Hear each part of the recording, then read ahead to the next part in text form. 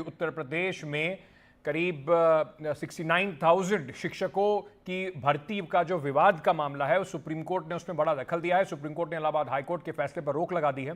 Supreme court ने कहा है कि फिलहाल हाईकोर्ट का फैसला लागू नहीं होगा। लखनऊ बेंच ने करीब 70,000 शिक्षकों में बनाई गई मेरिट लिस्ट को रद्द कर दिया था और 3 महीने में नई मेरिट लिस्ट बनाने के आदेश दिए थे। आशीष भार्गव हमारे सहयोगी इस खबर पर भी हमारे साथ जुड़े हुए हैं। आशीष, थोड़ा सा दर्शकों को बैकग्राउंड समझा दीजिए, क्यों मेरिट लिस्ट को हाईकोर्ट ने कहा था कि इस नई मेरिट लिस्ट बनाएं और सुप्रीम कोर्ट का इस पर क्या रुख है?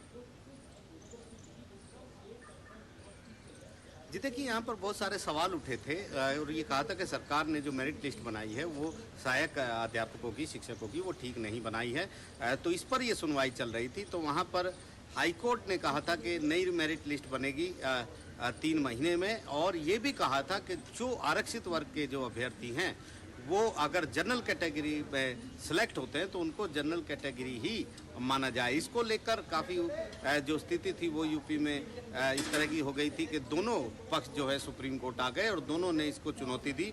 उनका ये कहना था कि हज़ारों शिक्षकों के जीवन का सवाल है, बहुत सारे लोग, हज़ारों शिक्षकों की नौकरियां इसी फैसले से चली जाएंगी। तो सुप्रीम कोर्ट ने आज एक बड़ा कदम उठाया है और हाई कोर्ट के फैसले को निलंबित कर दिया है, स्टे कर दिया, और कहा है कि फिलहाल वो इस मामले को पूरा समझेंगे।